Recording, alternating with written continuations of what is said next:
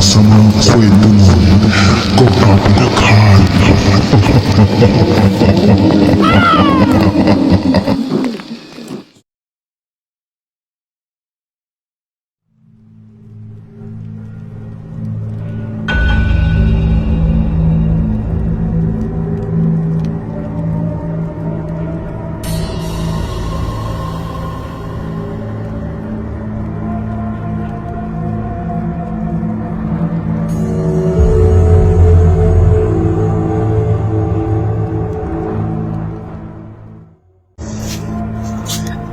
Malalakas na kulog at nagliliwanag na kidlat na may kasamang pagyanig ng lupa ang nagpagising sa akin.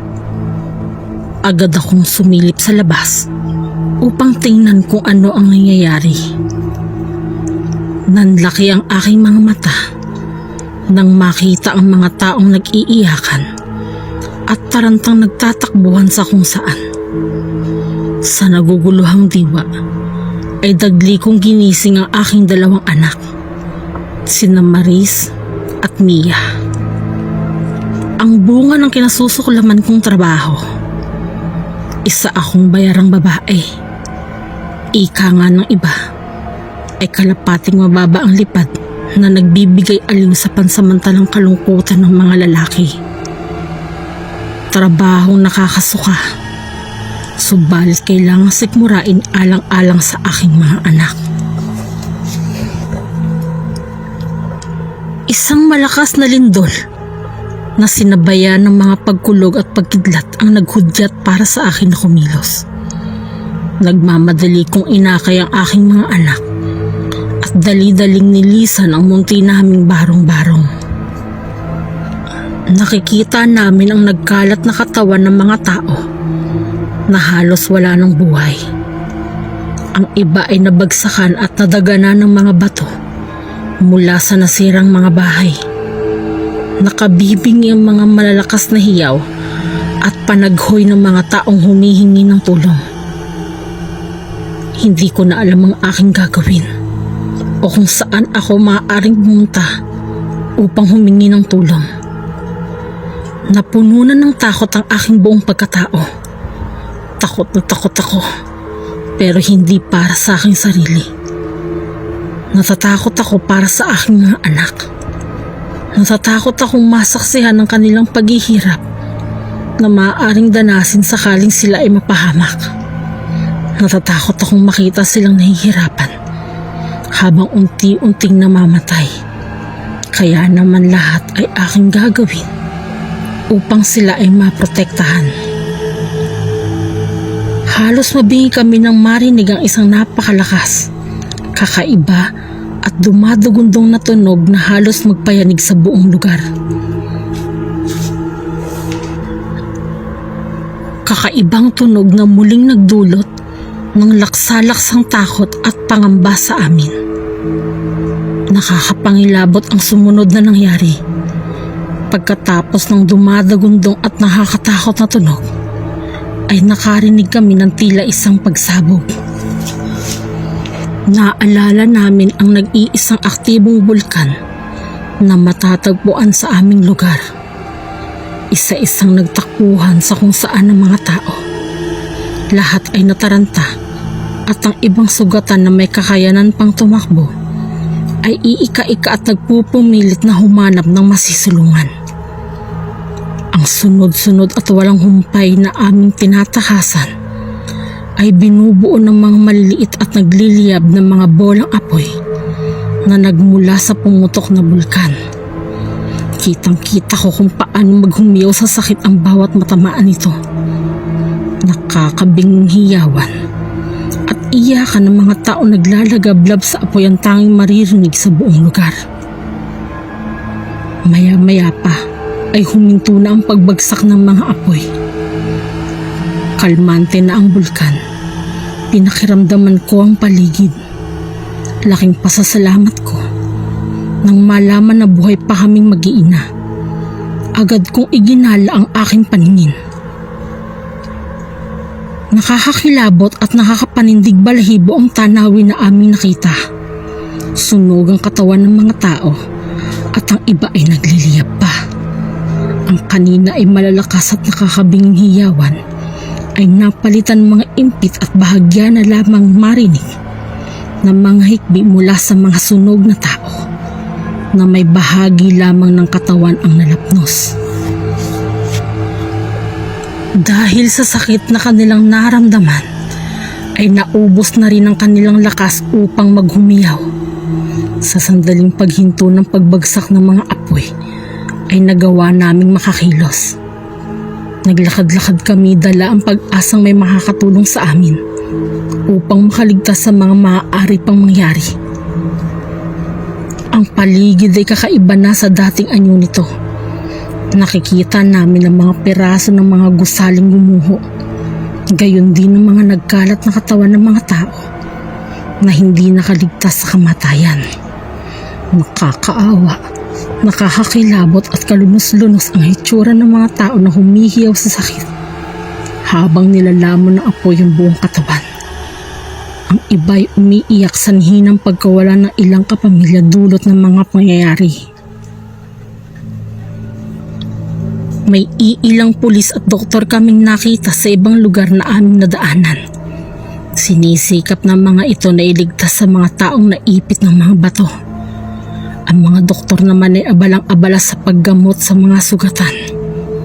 At ang iba ay isa-isang kinukuha at hinihahanay ng maayos sa mga bangkay upang madaling makita ng mga kaanak. Subalit ng mga sandaling iyon, muli kaming sinukuban ng takot at pangamba.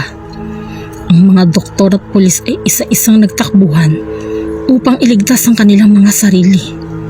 Isang napakalakas na pagsabog ang muli naming narinig.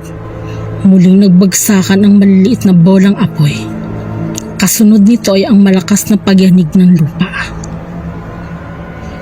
Ang mga pulis at doktor na nagsipagtakbuhan ay hindi rin nakaligtas sapagkat kung hindi nahulog sa butas, nalikha ng lindol ay ang pagtama ng maliliit na apoy sa kanilang katawan ang naging sanhi ng kanilang kamatayan. Nakakabinging hiyawan at iyakan ang muling maririnig sa paligid. Matapos ang ilang minuto, muling nahinto ang pagbagsak ng mga apoy.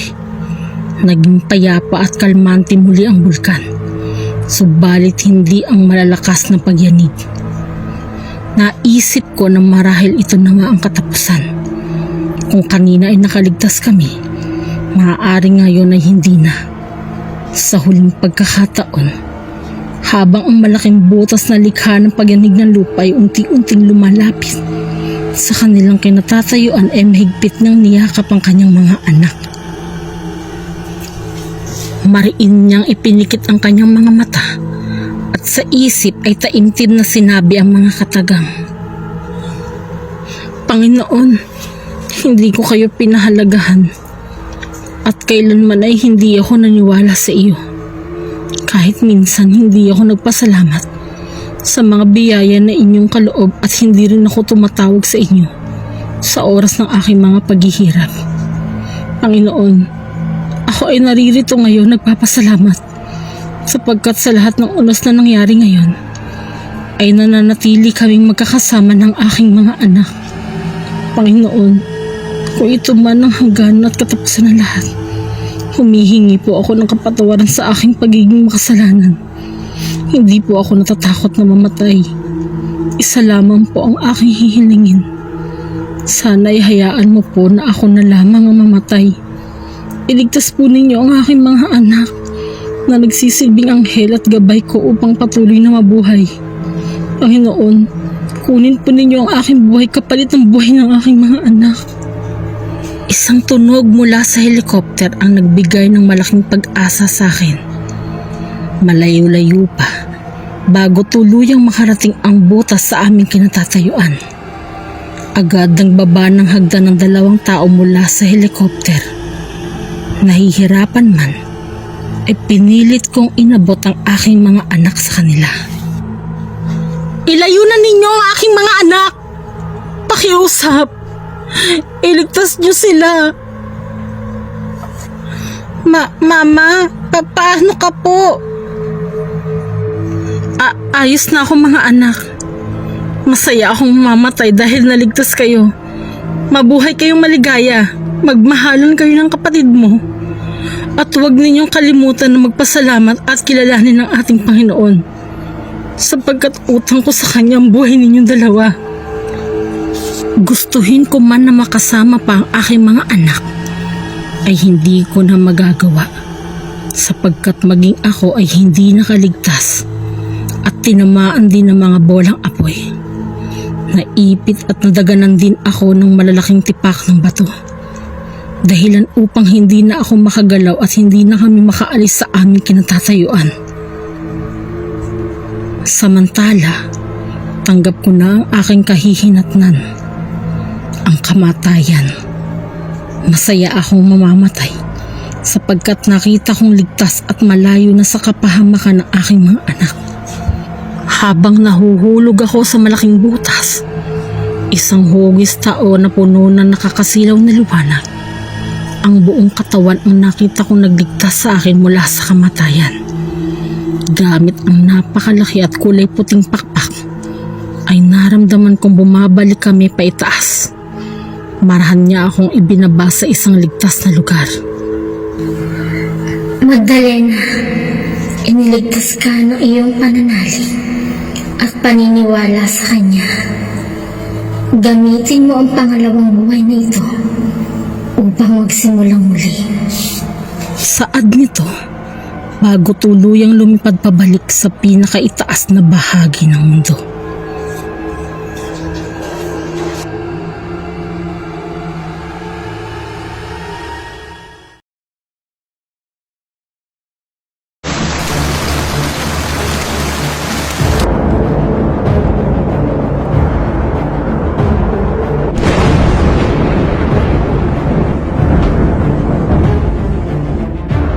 Yan ang napapala mo.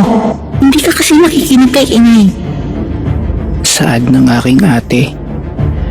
Umiiyak akong tumungo sa aking silid dahil sa mga palo at pasang unti-unting nagpapakita dahil sa palong natamo ko galing sa aking inang aking sinuway. Nahiga ako sa aking kama.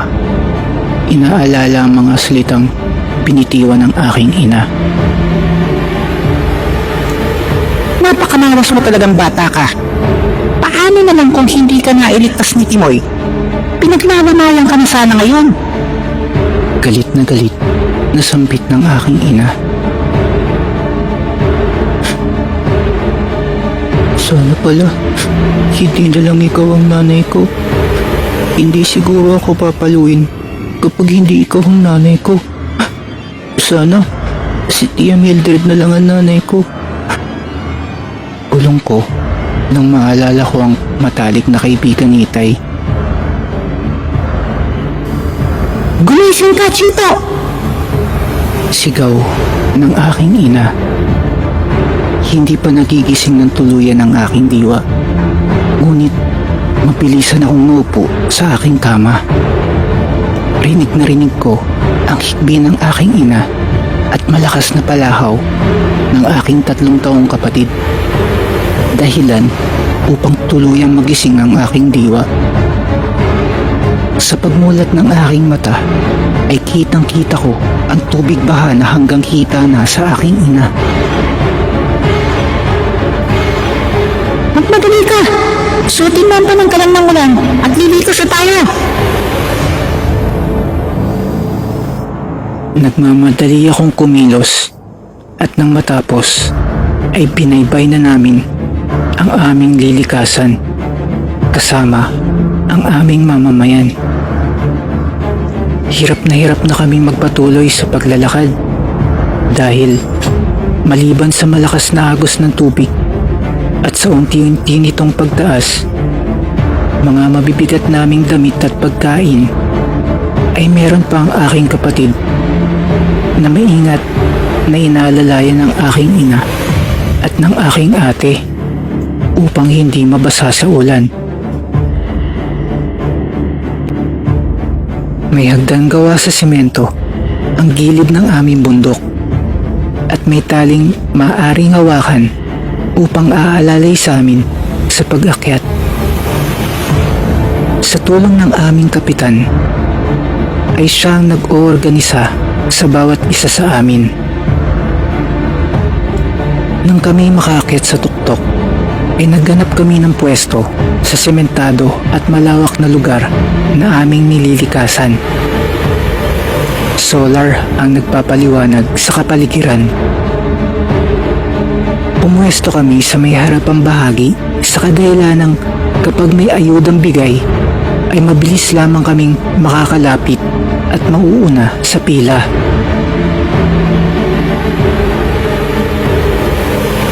Inay, nasan po ba si Itay?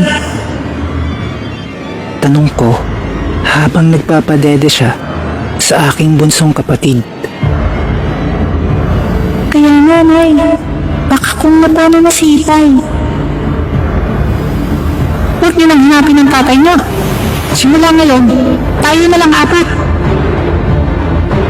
Matalim na saad ni Inay na ikinayuko namin ng aking nakakatandang kapatid.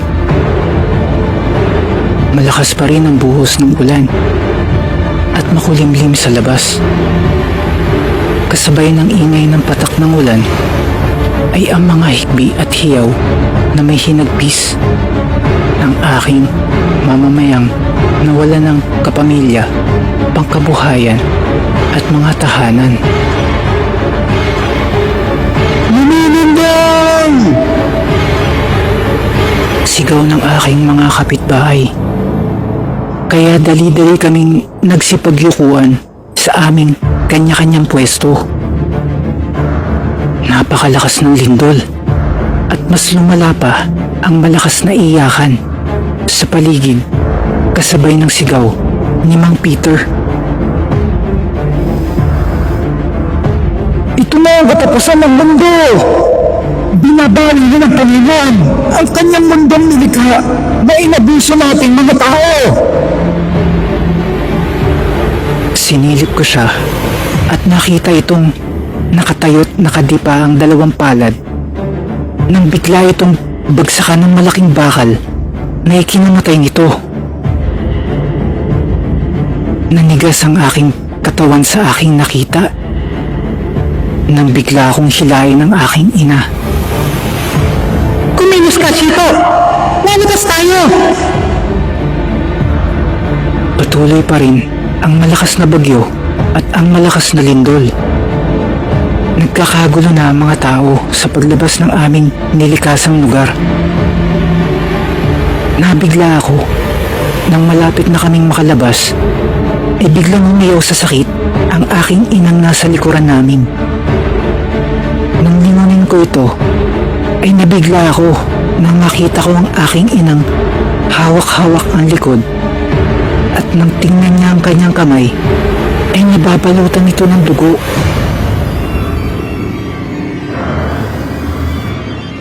Napaiyak na lang ako dahil sa wala akong magawa maging ang aking ate Elaine.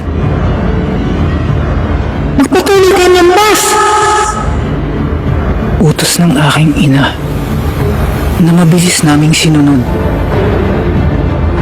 Nang kami ay makalabas, ay kitang-kita namin ang kalagayan ng aming mga mamamayang puno ng putik at nakasalampak sa lupa. Lumipas pa ang ilang sandali. Tumigil na rin sa wakas ang ulan at lindol. Sumalampak si Inay sa lupang maputik at pinakarga sa akin ang aking kapatid na nakakabilib na natutulog sa kabila ng lahat. Hinubad ni Inay ang supot na panangga sa ulan at kitang-kita ang dating puting kasuotan ay naging kulay pula na dahil sa kanyang tugo. Elaine, pakibunot ng mga bubog. Mag-iingat ka upang hindi ka masugatan. Masuyong utos ni Inay na dali-daling sinunod ni ate. Kada bunot ni ate ng mga bubog ay ang impit na ungol ng aking inang pinipigilang lumuha. Napatingin si inay sa mukha kong umiiyak habang pinagmamasdan siya. Huwag ka nang umiyak dito. Maayos lang si nanay. Mas masakit ang palo ni nanay kanina. Nakangiti nitong sambit at muling impit na umungol. Patawarin mo po ako, nanay ko. Hindi na po ako ulit maglalaro sa labas. Hindi na po ako maglalaro sa kalsada. Humihikbi kong sambit. Hinawakan ni inay ang tuktok ng ulo ko at ginulo ang buhok ko. Pinapatawad na kita, anak. Nagawa lang ni nanay yun. Dahil sa labis na pag-aalala. Huwag mo na iyong uulitin. Naintindihan mo? Opo, inay. Tumango ako.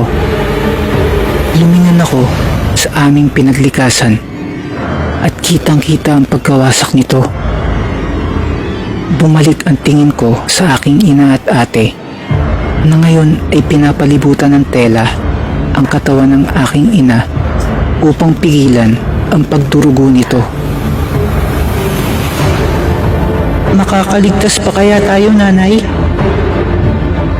Wala sa sarili kong sambit nang makita ko ang mataas na tubig sa ibaba at wala nang makitang kabahayan bago langunin ng kadiliman ang paligid. Sa tulong ng lenteng dala ng bawat isa sa amin ay lumiwanag ang aming paligid. Kanya-kanyang kain ng bawat isa sa amin ng mga dala naming mga pagkain. Makakababa pa po ba tayo, inay? Narinig kong tanong ni Jobert na isa kong kaibigan at kalaro. Oo naman, Jobert. May awa ang Diyos. Sagot ni Aling Pasing. Kung may awa ang Diyos, bakit tayo nasa ganitong sitwasyon? Walang Diyos, mga tanga! Galit na sabat ni Mang Kulas na sinang-ayunan ng iba. Huwag kang makinig dyan kay Nicolas, Jobert. May Diyos at ililigtas niya tayo sa sako ng iba.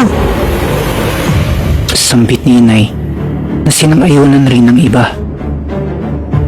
Pwes, kung ganito lang din, magkanya-kanya na tayo! Nagsimula magsilapitan ang mga naniniwala kay Mang Jobert at ang mga naniniwalang may Diyos sa amin. Pinairan nyo na naman ang dining pag-uugaling meron kayo. Ba imbis magkaisa at manalangin sa itaas, na sana ay matapos na ang pagsubok sa atin. Nagawa niyo pa mag-away. Nangangaral na si Kapitan na hindi pinakinggan ng grupo ni Mang Kulas. Mabuti pa at magpahinga na kayo. Maging alerto ang bawat isa sa nangyayari. Lalo na at mas delikado sa dilim. Nakasandal lamang ako sa braso ng aking ina at maging ang aking ate. Sa kalagitnaan ng gabi ay biglang nagsalita ang aking ina. May babae ang tatay niyo, anak. Si Tia Mildred ninyo. Kinakap namin ang umiiyak naming ina. Umiiyak kaming tatlo ng tahimik. Nangalawa si Itay. At ang sama ko upang hilingin ng babaeng sumira sa relasyon ng aking mga magulang na maging ina ko. Madaling araw na, gising pa ang aking diwa. Natutulog na rin ang iba naming kasamahan. Habang tinitignan ko ang kabilang dako, ang natutulog na sila Mang Kulas.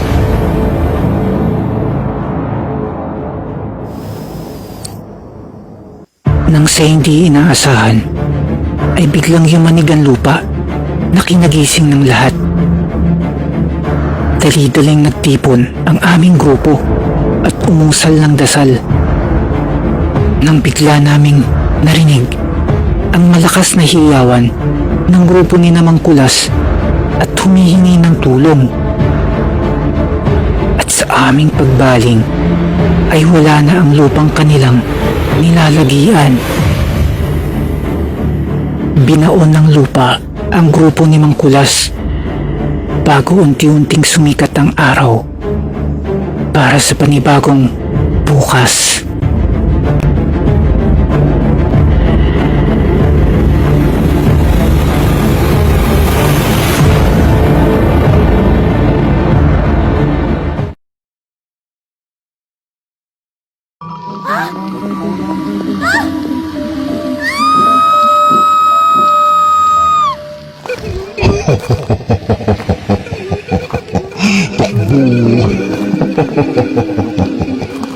Manta sa mga kwento mo ko kapalakan.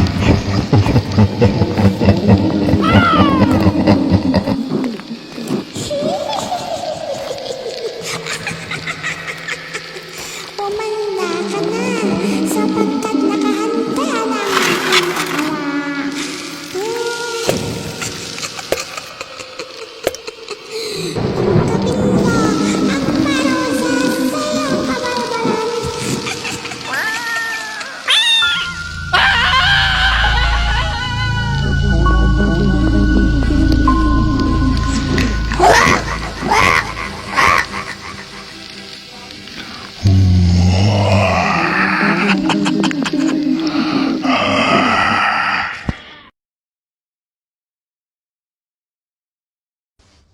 Sabi sa apoy, sinulat ni Skylar James. Tahimik na pinapanood ni Mayor Selma ang isang sunog na nagaganap sa Almira Heights. Mabilis na kumalat ang apoy, ni hindi agad ito narespondihan ng mga bombero. Ang isang babaeng yakap-yakap sa kanyang mga bisig ang wala ng buhay na anak. Nananaghoy sa pagkawala ng buhay nito. Mabilis na tumayo si Mayora at itinapat ang hawak na remote control. Agad ini-off ang telebisyon na pinagmulan ng flash report. Maraming salamat po at agad kayong sumaklolo sa amin. Napakabuti po ninyo, Mayora Selma. Anang babaeng umabot sa relief goods na ibinigay ng alkalde. Tila wala sa sariling nakatingin lamang sa kanya ang babaeng namatayan sanhi ng sunog. Nananatiling nasa kandungan ang uluhan ng yumaong anak. Marahil hindi pa nito tanggap ang biglaang paglisan ng pinakamamahal. Wag po! Para na ninyong awa, hindi kami aswangin, hindi totoo ang inyong paratang. Nanlilimahid ang mag-asawang nakagapos sa kahoy na poste ng isang abandonadong gusali na iyon. Mga hunghang, at sino ang niloloko ninyo? Mula nang dumating kayo sa bayan namin, marami na kababalaghang nangyayari. Madaming bata ang nawawala at natatagban na lamang nawakwakang tiyan. Sulsul pa ng isa. Kapwa sila may tangan ng mga sulo nang hihimagsikop ang pagbayarin ang di umano'y mag-asawang aswang. Makalipas pang ilang sandali, ang panaghoy ng dalawang nilalang ay sumama sa malungkot na ihip ng hangin sa buong paligid. Nilamon ng apoy ang mag-asawa. Sinunog ng taong bayan. Mabilis na tumalilis ang isang batang babae mula sa pinagkukublihan nitong siwang sa gilid ng pader ng abandonadong establishmento. Baon ang matinding puot na ikuyom ang mga palad. Itay, inay, hindi dito nagtatapos ang inyong buhay.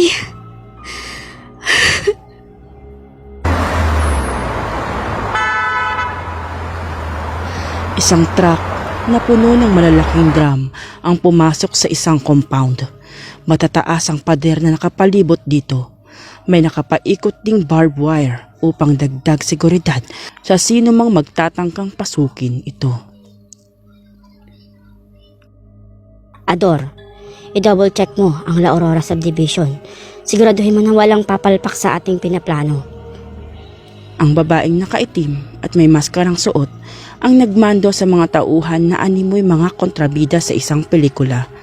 Agad namang tumalima at kumilos na halintulad sa iisang tao lamang ang mga ito. Lubhang napagod si Mayor Selma sa mga inayudahang mga nasunugan. Minarapat niyang mamahinga pasumandali.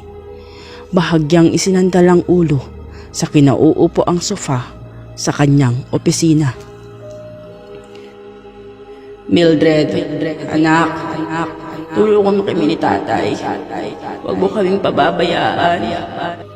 Samo ng isang imahe na unti-unting lumalabo sa paningin ng babae.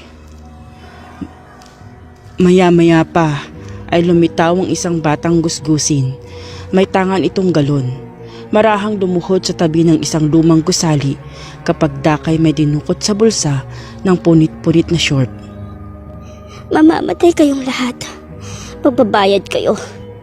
Sabik na akong gumawa ng apoy. Agad nitong ikiniskis ang palito sa kinalalagyang kaha. Walang babalang itinapon sa likidong kumalat sa paligid ng building.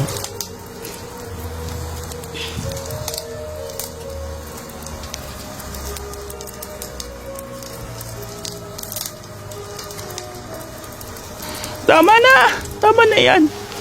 Nagbayad na silang lahat. Hugasan mo ng pagpapatawa na nagliliyab mong puso. Pawisang agad na naalimpungatan si Mayor Selma sa panandaliang pagkakaidlip. Ngunit hindi nakaiwas sa kanyang balintataw ang imahe ng batang nakangisi.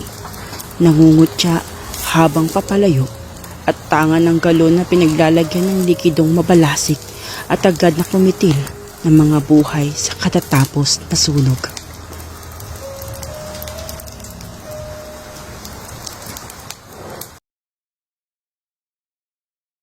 Kapag yumakap ang liwanag sa dilim ni Luna Lee, Horror Survival. May mga bagay o pangyayari na hindi pangkaraniwan sa mga taong may naiibang mata at pakiramdam. Mga tanong na hindi mahanapan ng kasagutan. Ano ang gagawin mo kung iyong masasaksihan ang mga pangyayaring yayanig sa buong kapuluan? Paano mo maililigtas ang iyong sarili? Marso 1 sa taong 2035. Mula sa aking kinatatayuan, mula sa hindi kalayuan, natatanong ko ang mga taong nahihintakutan na sumisigaw habang tumatakbo sila ng mabilis. Tumatakbo sila mula sa isang nilalang na kahindik-hindik ang itsura. Sa nilalang na walang habas na pinagsisira ang mga naglalaki ang mga gusali na madaanan nito, at ang mga taong nahuhuli niya ay kanyang isinusubo sa bibig nitong kay tatalim na mga pangil. Sarap na sarap sa mga putaing hilaw at walang kahirap-hirap ng nilunok ang mga ito. Dinig na dinig ko pa ang bawat pagnguya niya, ang mga butong nababali sa tuwing siya'y kakagat at lulunok. Makapanindig balahibo sa tuwing aatungal ang halimaw na ito. Halimaw dahil hindi ko maipinta kung anong klaseng hayop ba ito. Ang ulo at katawan ay tulad sa tao, pero ang mukha nito'y katulad sa mukha ng tigre na may mahaba at malaking pakpak. May sungay din itong kapansin-pansin dahil sa kulay ginto ito at nakakasilaw. Ako ang klase ng tao na hindi naniniwala sa impyerno at langit. Hindi rin naniniwala na may hari na siyang lumikha sa buong sanlibutan. Ngunit sa pagkakataong ito, isa lang ang napatunayan ko. May totoong impyerno at ang halimaw na ito'y pakawala ng diablo. Napahiyaw na lang ako sa gulat nang makita kong nasa harapan ko na pala ang halimaw na kanina lang ay nasa malayo pa. Nangingit-ngit ito sa galit at umaapoy ang mga matang nakatitig sa akin na para bang isa akong masarap na pagkain at ngayon niya ay nakahain sa kanyang hapag. Ngayon lamang ako nakasaksi at nakakita ng ganitong kakatwang nilalang. Maging ang mga matatanda rito sa aming baryo. Muling umatungal ang halimaw at ikinumpas ang buntot pahampas sa akin. Agad ko naman itong nailagan nang ako'y tumalon, nagpagulong-gulong sa lupa. "Abraham, ilag!" sigaw ni Ismael. Ngunit huli na, nang tangkay kong umilag muli dahil sa nahagip na ako ng buntot nitong malaking halimaw. Tumilapon ako sa ibayong kalsada. Tumama ang katawan sa isang matigas na bagay. Napaaray na lang ako sa sakit na bumalatay sa aking katawan. Ang lakas ng halimaw na ito. Tumatakip ang madilim na ulap sa liwanag ng araw. Para bang katapusan na ng mundo. Hindi maaari. Ito na ba yung mga sinasabi ni Ismael? Pero bakit? Sino siya? At bakit alam na alam niya ang mga mangyayari? Tumayo ako mula sa aking kinasadlakan. Napaisip ako kung ito na nga ang araw na magtatapos ang lahat. Niwala man lang ako nagawang tama sa buhay ko. Isa ako sa mga taong may maitim na budhi. Isa akong preso na nagbalak tumakas sa kulungan upang sana ipagiganti ang sarili mula sa mga taong may atraso sa akin. Pero sa aking paglabas mula sa malamig na bakas na iyon ay ang pagharap sa magulong bukas. Kung ito na ang huling araw ko sa mundo, hindi ako makapapayag na wala akong magawa. Kailangan kong itama ang mali. Inihanda ko ang sarili sa muling pag-atake ng halimaw. Sinisino pang anumang mahawakan nito diretso sa mapapangil na bunganga. Nakita ko si Ismael na walang habas na pinagtatataga ang paa ng halimaw, ngunit hindi man lang natinag ang halimaw. At tuluyan nang humalik ang liwanag sa dilim. Bumuka ang lupa at naglabasan ng mga nilalang na may nakakatakot na anyo. Kumulog na napakalakas na sinamahan pa ng dumadagundong na kidlat. Magbalik loob ka sa ating poong may kapal, Abraham. Alam kong alam mo na mangyayari ito pero pinahintulutan mo. Ikaw ang dahilan kung bakit nabuksan ng sagradong lagusan. Ani Ismael. Ni hindi ko maintindihan ang kanyang mga sinasabi. Wala akong maalalang ganoon. Dahil nagising akong nasa piitan. Nagdurusa at pilit itinataob sa salang hindi ko ginawa. Kung kaya't naisip ko na lang na baka isa akong mamamatay tao. Wala ka ba talagang naaalala? O nagkukunwari ka lang nang sa ganun ay hindi ka madamay sa gulong ito? Ikaw ang dahilan ng lahat. Ikaw ang susi pero sinira mo ito. Ako nga ba ang may kasalanan sa lahat ng ito? O biktima rin ako at nadidiin lamang upang may maiharap sila sa itaas?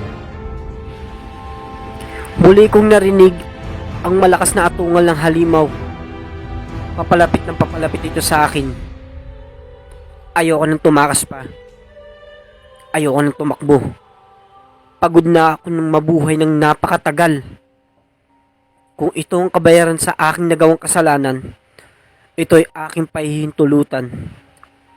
Pero, isasama ko ang buong sanlibutan na puno ng kasamaan upang maging dalisay muli ang mga nananahan dito. Pagka kong tumawa, nang itinarak ni Ismael ang kanyang mahaba at matalim na espada sa aking tiyan. Nanlalambot ang mga tuhod niya at may pares na butil ang mata habang humihingi sa akin ng kapatawaran. Ang buwan at mga bituin sa langit ay nagkulay pula. Ang dagat na asul ay naging dagtum. Ang hangin na ngayon ay naging usok. Kumakalat sa buong sanlibutan ang mahika ng kamatayan. Walang makakaligtas. Wala ni isa sa atin ang mabubuhay kapag muling yumakap ang liwanag sa dilim. Muling magbubukas ang pintuan ng langit. Pipila sa harapan ang 7 anghel na sinugo ni Bathala. Sa tuwing maihipan ang mga trumpeta na hawak ng mga sugo, bababa sa lupa ang mga halimaw na nilikha ng makapangyarihan sa lahat ng makapangyarihan. Lilipulin ang mga dapat lipulin sa pamamagitan ng gintong latigo. Hindi magugunaw ang mundo.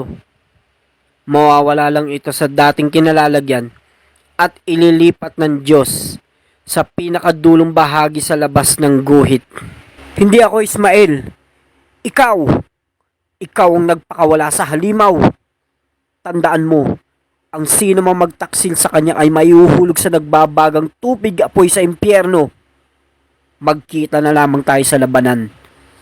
Ikaw at mga kampon mo laban sa aming mga hinilang ni Bathala. Saad ko na kanyang ikinangisi. Hindi nga ako nagkamali. Ang aking kaibigan ay pakawala ng Diablo. Sa panahong ito, sa taong 3035, ang pagyakap ng liwanag sa dilim ay ang pagwawakas ng sansinukob.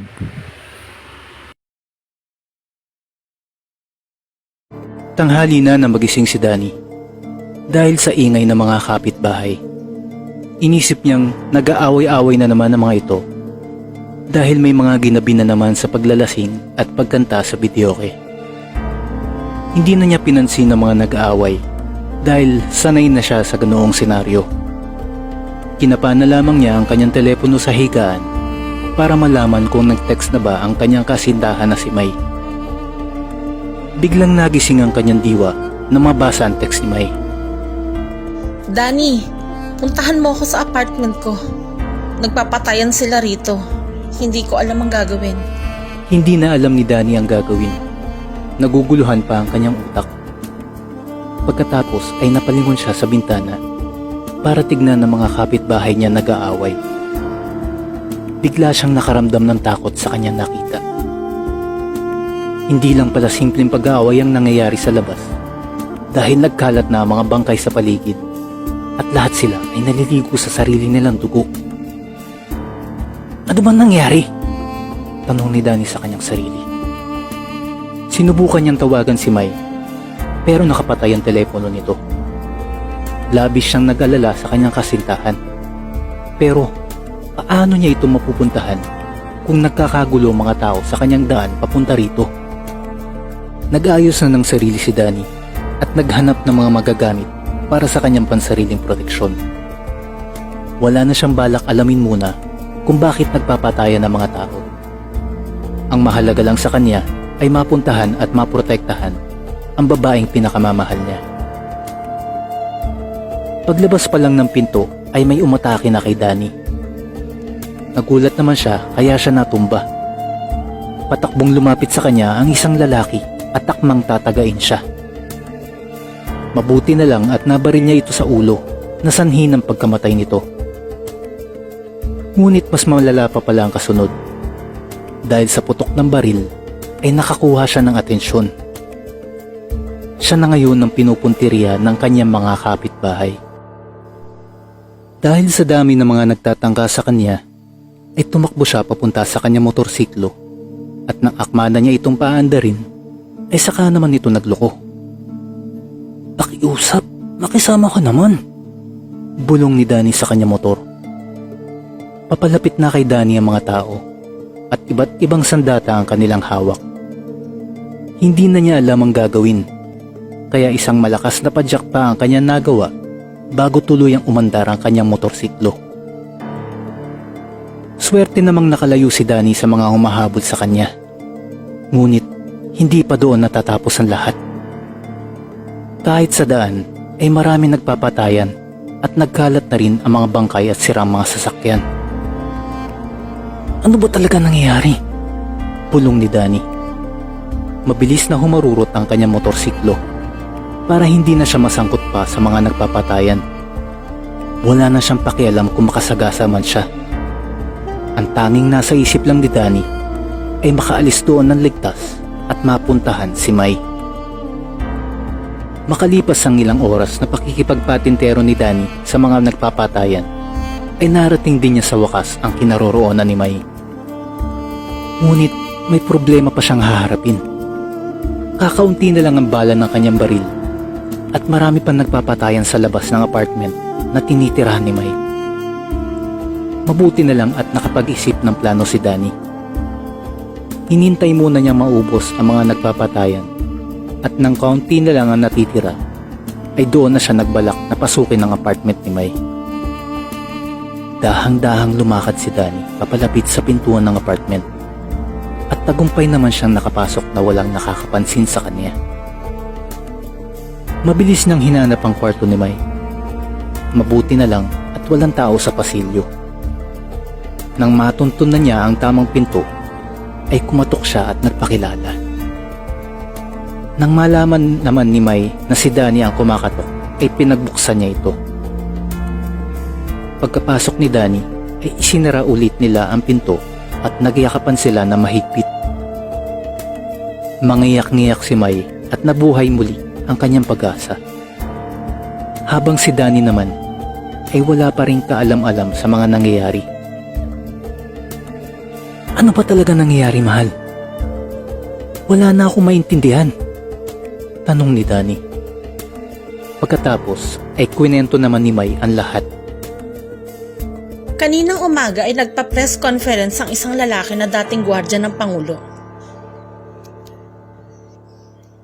Sinabi niya sa lahat na may paparating na napakalaking asteroid na tatama sa daigdig ngayong araw. At inilihim ito ng mga nanunungkulan. Pagkatapos ay may nakahandang malaking sasakyang pangkalawakan ang bawat bansa. Ngunit tanging mga mayayamang tao, mga politiko at ang mga tauhan ng mga ito lamang ang pwedeng sumakay doon para lumikas sa himpapawid bago pa man tumama ang asteroid. Kaya naman isiniwalat ng lalaki ang lahat ng kanyang nalalaman.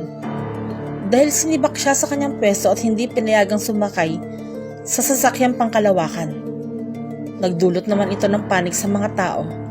Kaya naman naglaban at nagpatayan ng iba para sila ang makasakay at makalikas sa kalawakan bago tumama ang asteroid. Salaysay ni May. Naintindihan naman ni Danny ang mga nangyari at alam na niya kung bakit nagpapatayan ng mga tao. Hindi na niya alam ang susunod nilang gagawin. Kung mananatili ba sila magkasama ni May sa apartment o makikipaglaban din siya para makalikas sa kalawakan. Masyado na magulo ang isip niya at bigla niyang naalala ang mga pangarap na binuo nila ni May. Nag-isip ng malalim si Danny at napatingin sa kanyang kasintahan. Naawa si Danny kay May dahil hindi ito tumitigil sa pag-iyak. Hindi pa rin alam ni Danny ang gagawin sa mga oras na yun.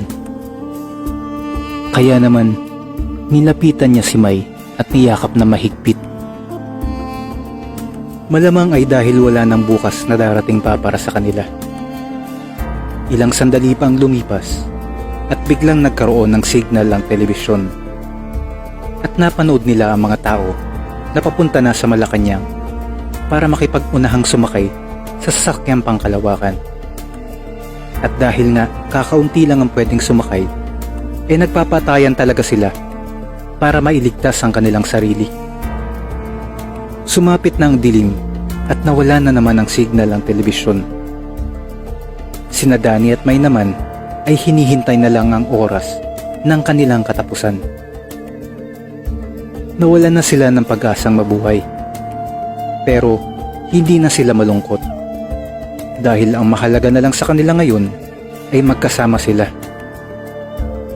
Wala nang mga taong nagpapatayan sa paligid. Marahil ay naubusan na rin sila ng pag-asa dahil ilang minuto na lang ay gugunawin na ng napakalaking asteroid ang daigdig. Umakyat sina Danny at Mai sa rooftop ng apartment para panoorin ang kalangitan sa huling pagkakataon. Habang pinapanood ang kalangitan, ay nagsumpaan silang dalawa na para bang ikinakasal na. At nang matapos sila magsumpaan, bigla na lamang lumiwanag ang kalangitan na para bang may napakalaking fireworks display. Kasabay nito ang napakaganda at napakalawak na meteor shower na nagbigay ng saya sa kanilang mukha. Pagkatapos ng nakabibighaning palabas, ay bumaba na silang dalawa at hinintay na lang nila ang kanilang katapusan sa kwarto ni Mai. Pero hindi nagtagal ay nakatulugan na rin nila ang paghihintay.